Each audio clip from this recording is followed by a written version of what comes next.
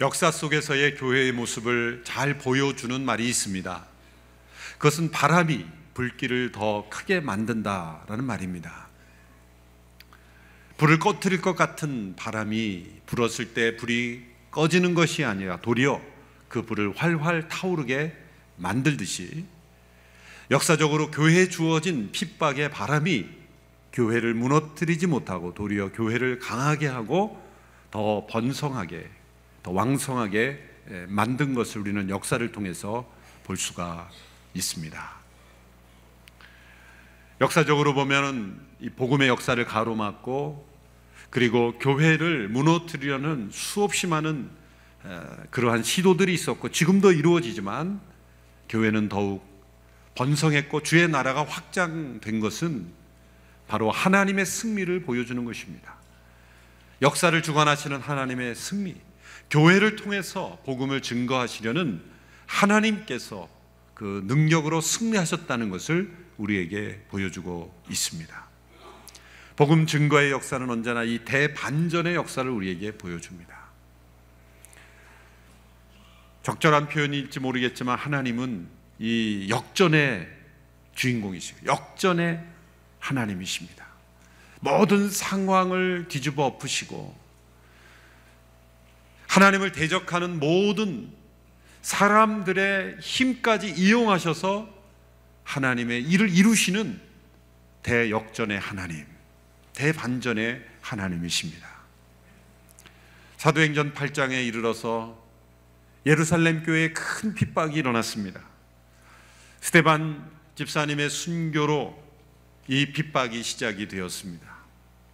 그래서 사도들을 제외한 모든 사람들이 다 뿔뿔이 흩어지게 되었다라고 말씀하고 있습니다. 그 핍박의 강도는 너무나 강해서 도저히 예루살렘에 남아있을 수가 없는 정도였다는 거죠. 우리는 핍박을 피해서 뿔뿔이 흩어진 분들을 비겁한 사람들이라고 생각해서는 안 됩니다. 스데반처럼 붙잡혀 불의하게 그 재판을 받고 그리고 순교하는 부르심도 있지만 때로 위험을 피하여 또 다른 형태로 하나님의 부르심에 순종할 사람들도 있는 거죠.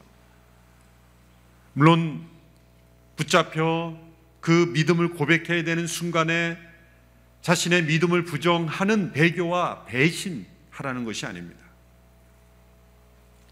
위험을 피할 수 있는데도 불구하고 스스로 자살 행위처럼 그렇게 지혜롭지 못하게 행동함으로써 희생당하는 것 하나님이 원치 않으시는 거죠. 뿔뿔이 핍박을 피해 흩어진 것 그들을 비겁하거나 그리고 믿음을 저버린 사람들이라고 속단해서는 안 되는 것입니다.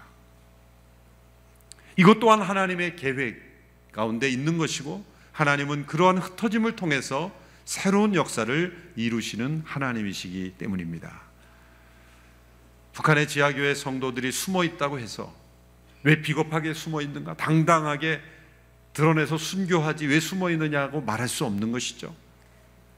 때로는 붙잡혀서 순교하는 수많은 사람들도 있었지만 끝까지 숨어 기도하고 중보기도하고 그 땅의 회복을 위해서 기도하는 자로 남아있어야 될 영혼들도 있는 것이죠.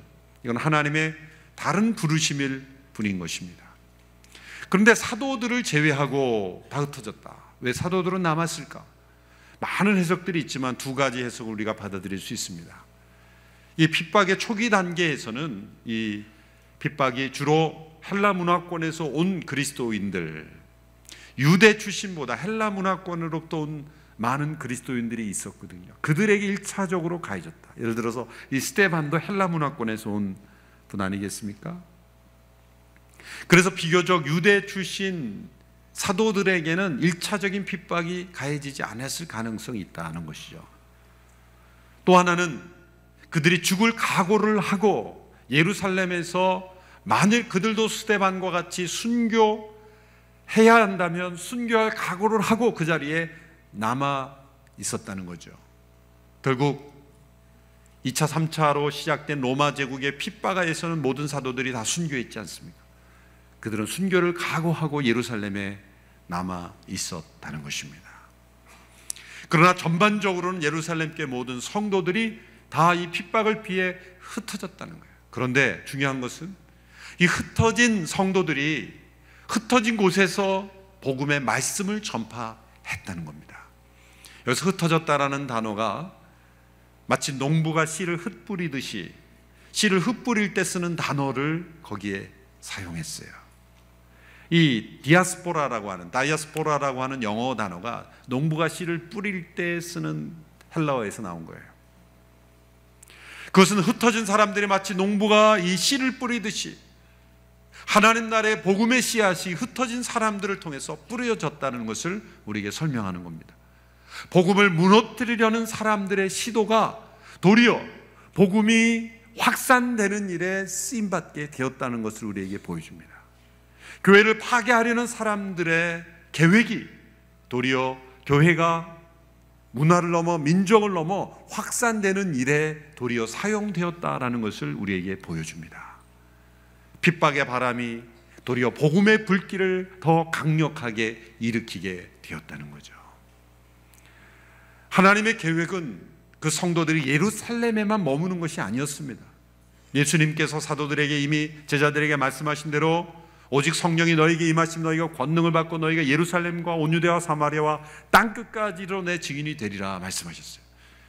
그런데 예루살렘 교회 성령이 충만하게 임하시고 사도행전 2장과 4장에 보면 그들이 정말 아름다운 공동체를 이루었죠. 정말 이 땅에서 천국을 경험하고 있었습니다. 각자의 필요를 따라 다 나누어주고 서로를 깊이 사랑하고 그들 가운데 물론 여러 가지 문제가 있었지만 지상에서 한 번도 경험해 보지 못한 그런 공동체를 그들이 경험하고 있었습니다.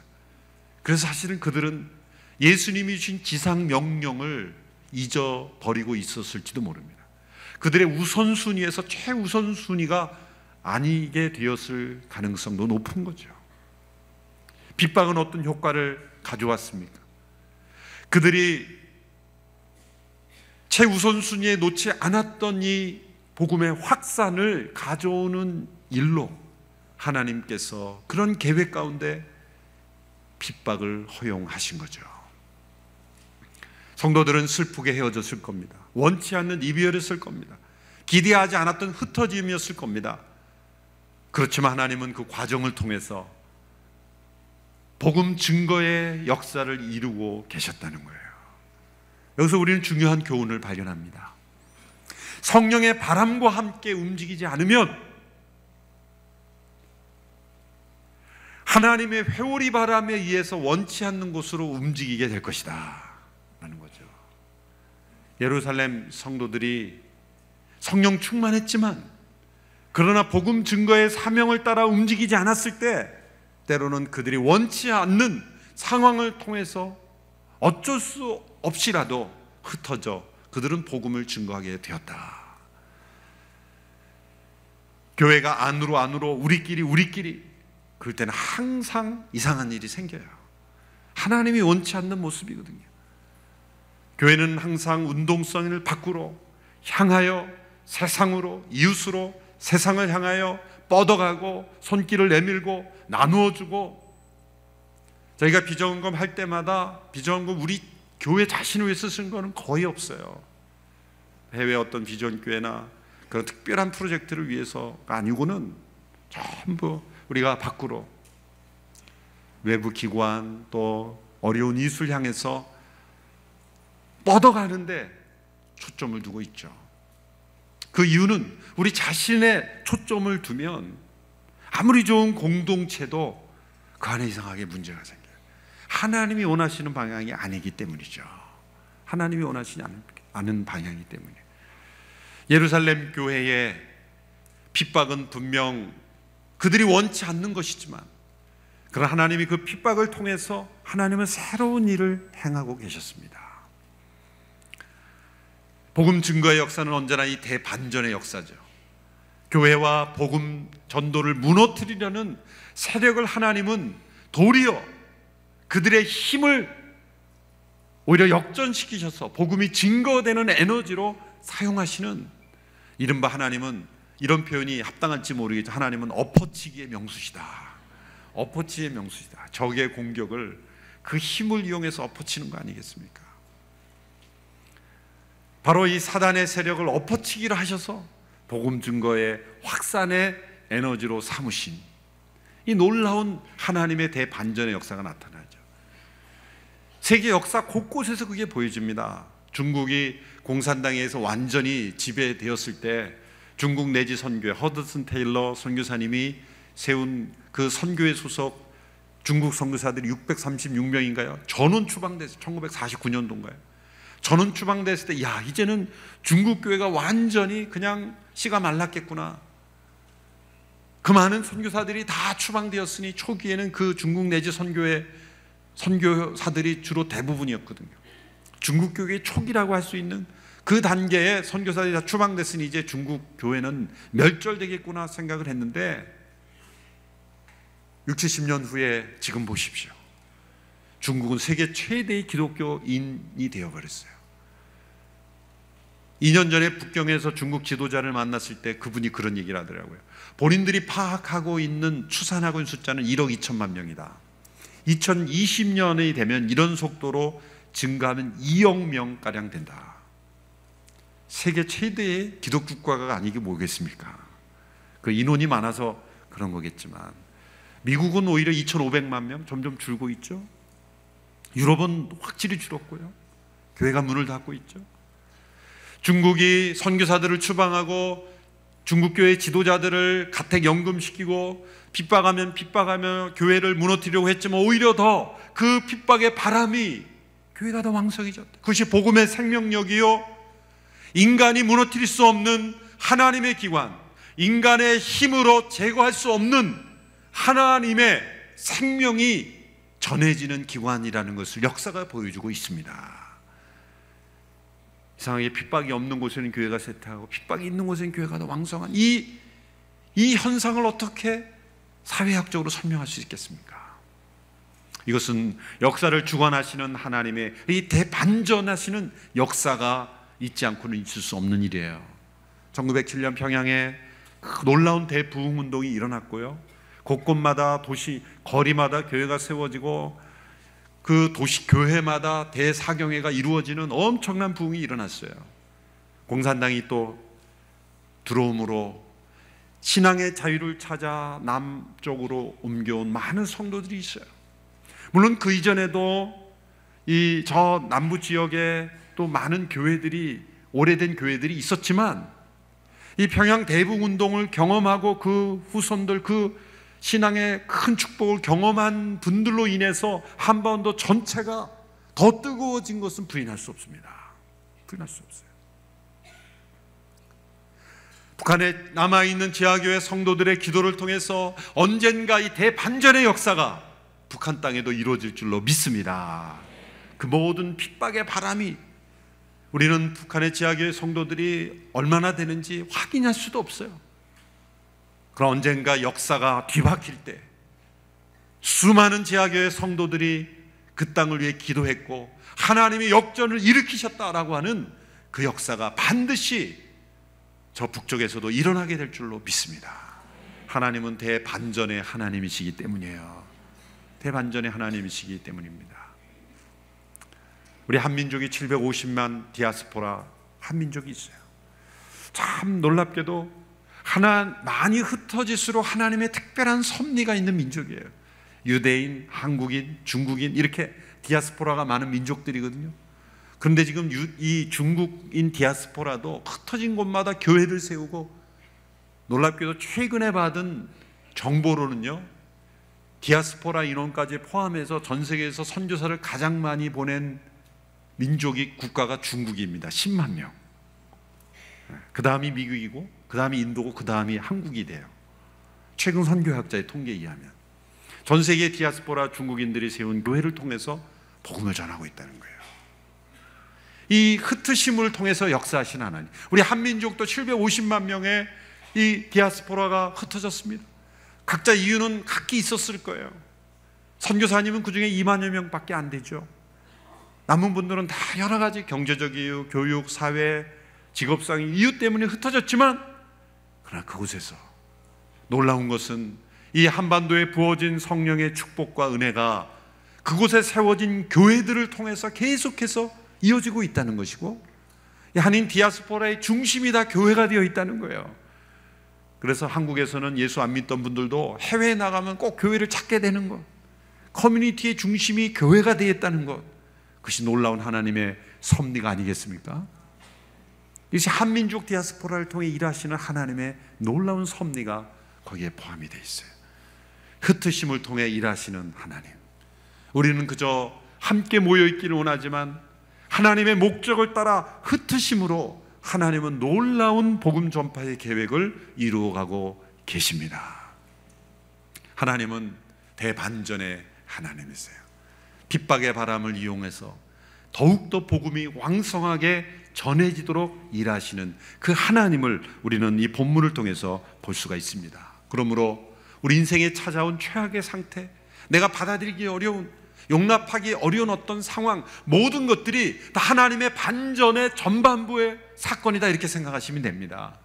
최악의 상태에서 하나님은 최선의 결과를 만들어내시는 하나님, 절망 속에 희망을 만드시고 좌절 속에 축복을 만드시는 하나님인 줄로 믿습니다.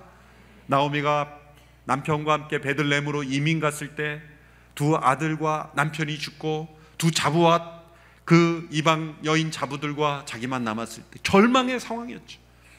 자부 롯과 함께 베들레헴으로 돌아왔을 때 그는 절망의 상태였지만 보아스를 롯과 만나게 하심으로 그의 가정을 통해서 하나님이 다윗을 태어나게 하시고 메시아의 조상의 족보에 이르게 하시는 미래의 새로운 역사를 주시는 하나님, 우리 인생의 어떤 절망과 좌절 속에서도 하나님 그것을 바꾸어 반전시키시는 하나님인 줄 믿으시기를 바랍니다.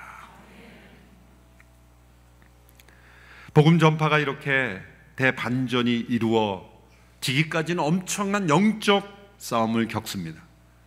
핍박은 영적 싸움의 한 가지의 표출에 지나지 않습니다. 여러분, 왜 사람들이 이 제자들을 죽이려고 했습니까? 왜 공산당들이 그렇게 교회를 무너뜨리려고 했을까요?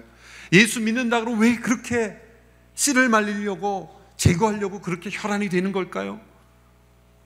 교회가 악한 사람들입니까? 역사적으로 교회가 세워지는 것마다 선한 일을 했지 악을 하는 악의 축입니까? 아니죠. 예루살렘 교회 성도들이 그 시대 사회에 어떤 악을 저질렀습니까? 절대 아니죠. 그런데 왜 그들을 그렇게 제거하려는 했을까? 그것은 정상적인 인간의 판단으로는 있을 수 없는 일입니다. 매우 비정상적인 상태입니다. 비정상적인 상태입니다. 특별히 사울의 상태를 보십시오. 1절과 3절에 그 사울의 상태를 이렇게 묘사하죠. 사울은 스데반이 죽게 된 것을 당연하게 여겼다 그랬습니다. 당대 최고의 지성이라고 할 수 있는 율법을 공부한 지성인이라고 하는 사울이 무고하게 돌에 맞아 죽는 일을 당연하게 여겼다는 것은 그들의 지성이 무엇인가에 사로잡혀 합리화하고 있다는 거죠. 사람들은 지성만 가지고 있으면 판단력이 다 좋다고 생각. 아닙니다. 이 시대에 얼마나 많은 지성이 이단에 빠지고 사이비에 빠집니까? 지성은 그냥 컨텐츠일 뿐이에요. 방향을 잡지 못하면 그 지성적인 능력이 엉뚱하게 사용되는 거예요. 악에 사용되고 헛된 것에 사용되는 거예요. 사울이 가지고 있던 그 지성이 올바르지 않은 일에 사용된 이유는 뭘까요? 그것은 보이지 않는 영적 세력에 사로잡힌 거예요. 엄청난 지성을 가진 사람들이 돈의 힘에 사로잡히면 돈이 우상이 되어 잘못된 일을 하는 거예요. 사람을 죽이는 음모에 그 지성을 사용하는 겁니다. 3절에 보면 사울의 모습을 끔찍하게 이렇게 묘사하고 있습니다. 3절을 같이 읽어보십시오. 시작. 그러나 사울은 교회를 파괴하면서 집집마다 돌아다니며 남자와 여자를 가리지 않고 끌어내 그들을 감옥에 보냈습니다. 교회를 파괴했다. 매우 공격적으로 잔멸하려는 행동들을 의미합니다. 최고의 지성이라는 사울이 교회를 왜 이렇게 파괴하는 것일까요? 이런 모습들은 바로 이 시대의 영혼을 사이에 두고 하나님과 사단 사이에 엄청난 전쟁이 일어나고 있다는 것을 우리에게 보여주는 겁니다. 하나님이 능력이 없어서 사단과 싸운다는 게 아니라 하나님은 한순간에 사단을 다 쓸어 지옥으로 보내실 수 있는 전능하신 하나님이에요. 근데 왜 그렇게 하나씩 어떤 사람이 아주 당돌하게 그래요. 하나님이 살아계시면 이 땅의 악을 싹 쓸어버리시지 왜 내버리지? 하나님이 없는 거다라는 거예요. 그렇게 말하는 사람들이 함께 죽으니까 하나님이 봐주고 계신 거예요 지금. 그렇게 하나님의 앞에 대드는 당돌한 인간들이, 하나님이 악을 제거하는 순간 그 악에 사로잡힌 인간들이 함께 다 진멸되니까 불쌍히 여기셔서 내버려 두는 거예요. 하나님이 지옥을 만든 것은 사단을 집어넣으려고 만든 거지 사람을 위해서 만든 것이 아니에요. 문제는 자유의지를 가진 인간들이 하나님 편에 서지 않고 사단 편에 서고, 사단의 세력에 사로잡힌 인간들이 많기 때문에 하나님이 내버려 두시는 거예요. 바로 그렇게 하나님을 도전하는 이들이 함께 죽지 않기 위하여 하나님이 지금 봐주고 계신 거죠. 그래서 하나님은 한 영혼이라도 더 건져내시려는 거고, 사단 한 영혼이라도 더 자기 편으로 끌어들이려는 거예요. 여러분이 보이지 않는 영적 세력들이 곳곳에서 활동하며 하나님과 그리고 복음의 사역을 대적하고 있는 거예요. 그런데 사단이 그러한 대적을 흉악한 뿌리 달린 모습으로, 악한 모습으로 드러나는 사람들이 호응하겠습니까? 아니죠. 그래서 그 당시에 사울과 같은 최고의 지성의 모습으로, 문화의 모습으로, 아름다운 그러한 이론으로, 철학으로 사람들을 현혹하고 있다는 거예요.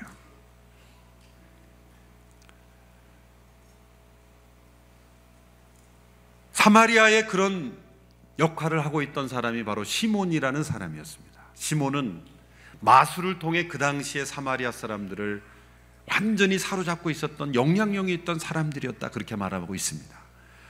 여러분, 마술, 점성술, 마법 이런 것에 사람들이 넘어가서 두려워하고 그의 말을, 무슨 말을 하든지 다 진리라고 여기며 따라가는 이걸 보면 사람들이 얼마나 어리석은지를 알 수가 있어요.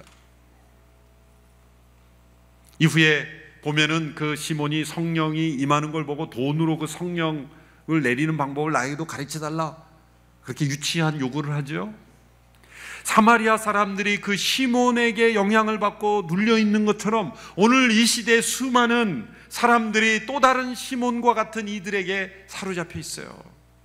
그 대표적인 인물이 영국의 옥스퍼드 대학의 교수를 역임한 리처드 도키스라는 사람이에요.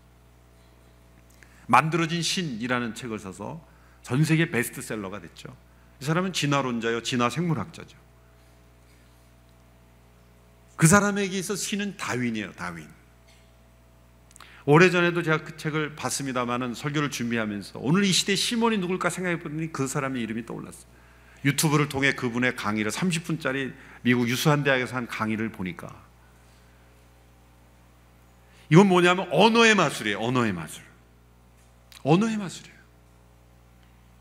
물리적인 마술 아닌데 언어의 마술로 수많은 사람들의 영혼을 가르치는 거예요. 자기 스스로를 가르쳐 그 강의에서 그러더라고요. 자기는 그냥 무신론이 아니라 전투적 무신론이라는 거예요. 밀리턴트 에이티즘이다, 자기는. 그건 뭐예요? 나 혼자 안 믿는 게 아니라 수많은 사람들을 안 믿게 만들겠다는 거예요. 전투적 무신, 얼마나 무섭습니까? 그 말이 교묘해요. 여러분, 창조를 믿는 사람들은 이 세상이 복잡하고 섬세한 것을 만드신 그 지적 설계를 하신 그 하나님이 계시다고 하는데 여러분 그걸 믿습니까? 그렇게 말하면서 다윈의 진화론이야말로 그 복잡성을 설명해 줄 수 있는 이론이며, 그러면서 막 복잡한 단어를 하는데 내가 보니까 거기에 있는 청중들이 못 알아듣는 것 같아요. 근데 사람들이 자기가 못 알아듣는 유식하게 보이는 복잡한 단어를 쓰면 자기보다 한 수 위라고 생각하고 자꾸 따라가는 경향이 있어요. 여러분이 분명히 말합니다. 여러분이 이해하지 못하는 말을 하는 사람은 진리가 아니에요. 두려워하지 마세요. 진리가 아닐수록 복잡하고 헷갈립니다. 예수님의 말씀을 읽어보면 복잡한 말씀 하나도 없고, 그리고 선명하지 않은 말씀 하나도 없습니다. 삶에서 이해되지 않는 말은 다 진리에서 멀 가능성이 많아요. 멀 가능성이 많아요. 그래서 이해했던 모를 듯 복잡한 말로 막 설명하면서 자기가 옳다고 주장하는 거예요. 언어의 마술로 사람들을 떠나가게 하는 거예요. 여러분이 이해하지 못하는 그런 말들을 막 하면 이 사람 진리에서 한참 멀구나, 그렇게 생각하고 담대하게 믿음의 길을 지키시기를 바랍니다. 한편 빌립이 사마리아에서 그렇게 시몬이라는 사람에게 사로잡혀 있는 도시에 가서 하나님의 복음을 전했을 때 어떤 일이 일어났는지를 보십시오. 5절에서 8절의 말씀입니다. 5절에서 8절의 말씀 시작. 빌립은 사마리아에 있는 한 도시에 내려가서 사람들에게 그리스도를 전했습니다. 빌립의 말을 듣고 그가 일으키는 표적들을 본 사람들은 모두 그의 말을 주의 깊게 들었습니다. 많은 사람들에게 붙었던 더러운 귀신들이 찢어질 듯한 소리를 지르며 떠나갔고 많은 중풍 환자들과 지체 장애인들이 나았습니다. 그리하여 사마리아 도시 안에 큰 기쁨이 생겼습니다. 빌립이 복음을 전했을 때 말로만 전해진 것이 아니라 능력과 표적으로 전해졌습니다. 여러분, 이 위에 표적이 나타나야만 했을까요? 그것은 사람들은 이 보이지 않는 영적 실제를 잘 믿지 않기 때문입니다. 사단의 존재 잘 믿지 않아요. 나보고 그 사단의 존재를 믿으라고? 여러분이 지구상에서 일어나는 일들을 보십시오. IS라는 그런 단체를 보십시오. 사단이 존재하지 않고는 어떻게 그런 끔찍한 단체들이 움직이겠습니까? 수많은 사람들을 학살하고 무고히 죽이는, 그것을 잘했다고 당당하게 하는 게 그게 사단의 세력에 사로잡힌 세력이 아니고는 어떻게 설명할 수 있겠습니까?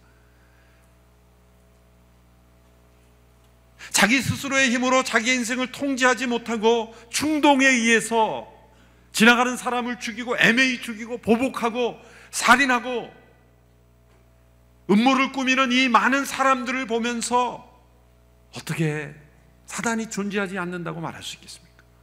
사람들은 무엇인가에 홀려 살고 무엇인가에 끌려 살고 자기가 원치 않는 인생을 사는 거예요. 끔찍한 범죄를 진 사람들에게 진짜 인터뷰를 해보세요. 당신이 하고 싶으셨냐? 그러면 원치 않았을 거예요. 뭔가 쓰인 거예요. 여러분, 사단은 존재하고 귀신도 존재합니다. 귀신도 존재해요. 사마리아에 이 빌립이 복음을 전했을 때 사람들에게 붙어있던 귀신들이 떠나갔다 그랬어요. 오늘 이 시대를 보면 막 귀신을 부르고 초청하고 환영해요. 우리나라에는 아직 많이 들어왔죠. 슬슬 들어오는 것 같아요. 미국에 뭐 할로윈 데이라 그래서 귀신들을 막 초청하는. 근데 뉴저지에 살 때 그 집 근처에 보면요, 자기 집 정원을 공동묘지를 만들어 놓고 세상에 있는 귀신 인형은 다 갖다 놓은 것 같아요. 귀신이 정말 그 귀신을 그렇게 웰컴하니 귀신이 안 들어오겠어요? 귀신에 사로잡힌 인생. 그건 문화가 아니라 문화의 탈을 쓴 귀신입니다. 귀신이에요. 종종 예수님을 믿으려고 교회에 나올 때부터 이상한 일들이 일어난다고 그렇게 하는 분들이, 왜? 영적 싸움이기 때문에요. 제가 예전에 공동체를 맡았을 때 한 성도님이 이렇게 신방을 요청했어요. 오늘 이렇게 처음 예수 믿으려고 나온 분인데 그때부터 첫 예배 때부터 이상한 현상이 일어난다는 거예요. 자기 몸에. 무슨 일이야 그랬더니 몸 안에서 막 불룩불룩 움직인다는 거예요. 무슨 일이냐 그랬더니 자기도 모르겠다는 거예요. 예배 찬양만 부르면은 막 여기서 몸 안에서 뭐가 일어난다는 거예요. 그래서 병원에 이제 입원해 있는데 제가 신방해 달라서 병원에 가봤어요. 찬송을 이제 부르려고 제가 이렇게 딱 부르는데 저는 그 말을 들었으니까 확인해 보려고 찬송을 부르면서 눈동자는 그분의 이제 몸을 계속 이렇게 진짜 그러나. 근데 제가 찬송가 1절을 딱 부르기 시작하는데 이분의 목하고 얼굴에 그 안에 뭐가 주먹이 들어가 있는 좀 막 이렇게 무슨 엑소시스트 영화를 보는 것 같아요. 막 이렇게 뿔룩 튀어나와서 막 움직이는 거예요. 왔다 갔다 하면서. 저도 그런 거 처음 봤어요. 어렸을 때 교회 학교에서 그 전도사님이 같이 귀신 쫓으러 갔다 그래서 가봤더니 그 중고등부 몇 년 위 누나가 분명히 여자였거든요. 뭐 회개도 하고 여자인데 남자 목소리가 막 나는 거예요. 말을 하는데 남자 귀신이 들어갑니다. 그래서 막 내쫓는다고 막 그럴 때 우리는 무서워서 벌벌 떠면서 막 이랬던 기도가 나는데 뭐 그런 귀신이 봤는데 몸 안에 뭐가 일어나는 거예요. 기도하는데 한 번에 나가야 되는데 한 번에 안 나가더라고요. 1년 동안 그분은 계속 기도해요. 자기가 한 거예요. 자기가 몰랐는데 자기 안에 귀신이 있었다는 거. 그걸 예배 드리니까 그 실제가 드러나는 거예요. 1년 동안 계속 기도하고 이분이 그 위에 미국에 이민 가셔서 그로부터 한 몇 년 후에 제가 LA 가서 보니까 한 2년 걸렸대요. 그런데 완전히 치료됐다.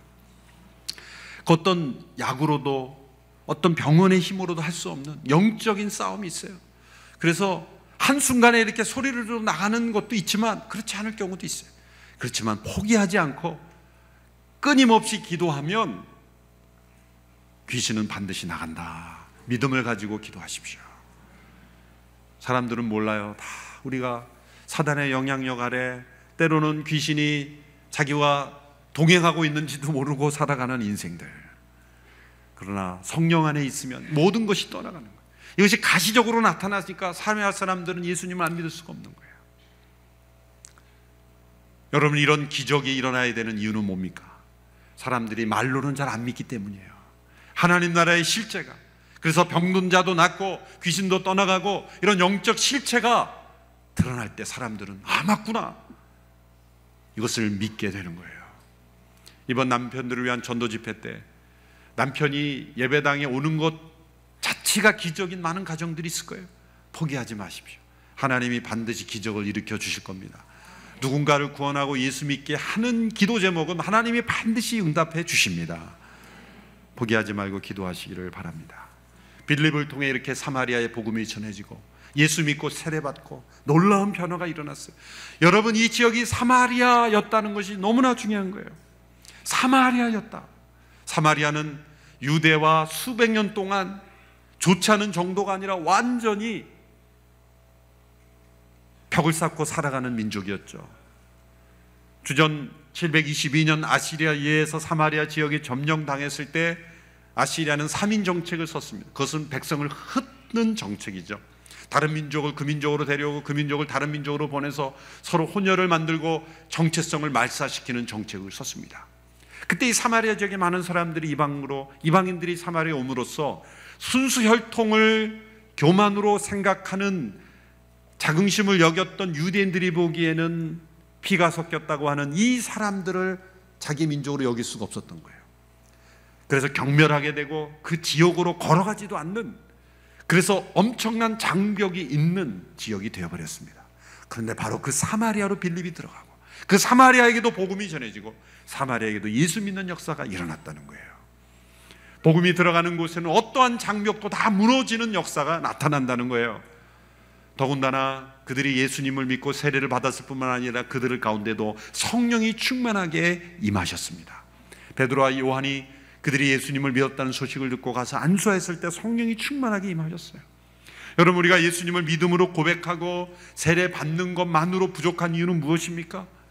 우리의 지정의는 다 분열되어 있고 파괴되어 있기 때문이에요. 머리로는 다 믿는데 손발은 움직이지 않아요. 마음으로는 믿는 것 같지만 또 머리로는 이게 움직이지 않아요. 우리의 지정의는 다 분열되어 있어요. 여러분이 정말 원하시는 인생을 삽니까? 아니잖아요. 왜 그렇습니까? 우리는 다 어느 정도 분열되어 있는 사람들이에요. 병원의 치료를 받을 정도가 아니라서 그렇지 다 우리는 어느 정도 정신분열입니다. 정신분열이에요. 그러면 예수님을 믿음으로 깨닫고 고백하지만, 성령님이 역사하시지만 성령님이 우리를 완전히 사로잡으시는 충만한 임재의 역사가 있지 않으면 우리는 그리스도의 사람으로 살아갈 수가 없는 거예요. 그래서 사마리아 사람들을 위해서도 기도했을 때 성령이 충만하게 임재하셨어요. 그래서 이 사마리아 사람에게도 오순절 예루살렘의 성령이 임함으로 아름다운 공동체가 태어났듯이 사마리아가 또 다른 예루살렘이 되어서 아름다운 믿음의 공동체가 탄생하게 된 거예요. 복음이 전해지는 곳마다 성령님이 충만하게 함께 내리심으로 성령 공동체가 곳곳에 태어난 거예요. 저 1907년 평양에 그 성령의 충만하게 임재하심으로 성령 공동체가 됐듯이, 이 온누리교회 이곳에 성령이 임하심으로 성령 공동체가 됐듯이, 이제 우리는 또 다른 사마리아에도 성령님이 임하심으로 또 다른 예루살렘의 성령 공동체가 세워지기를 우리는 기도해야 되는 것입니다. 아직도 마술에 사로잡혀 있고 시몬에 사로잡혀 있고 리차드 도키슨지 돌킨슨지 그런 사람들의 사로잡힌 무신론자들, 그러한 사람들에게 사로잡힌 수많은 사마리아인들에게, 그들에게도 성령님이 임하셔서 그들에게도 큰 기쁨이 임하도록 우리는 기도해야 하는 것입니다. 이 기쁨은 세상이 주는 기쁨과 다릅니다.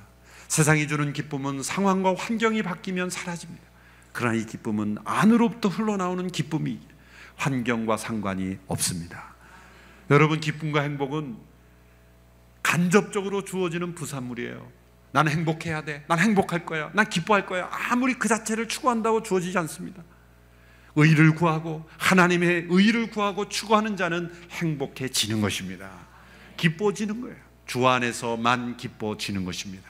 죽음 앞에서도 기뻐할 수 있는 기쁨, 죽음이 가져갈 수 없는 그 기쁨, 그 영원한 기쁨이 사마리아에도 임했습니다. 우리의 믿지 않는 가족, 우리의 믿지 않는 이웃, 믿지 않는 또 다른 사마리아 도시에게도 이 성령이 주시는 큰 기쁨이 임할 수 있도록 우리 모두가 통로가 되기를 간절히 원합니다. 이번 40일 작은 예수 40일 새벽 기도회가 우리 모두에게 성령이 충만하게 임함으로 주님이 우리 안에 우리를 사로잡으셔서 우리 모두가 작은 예수로 변화되는 그러한 새벽 기도회 될 수 있게 되기를 주님의 이름으로 축원합니다.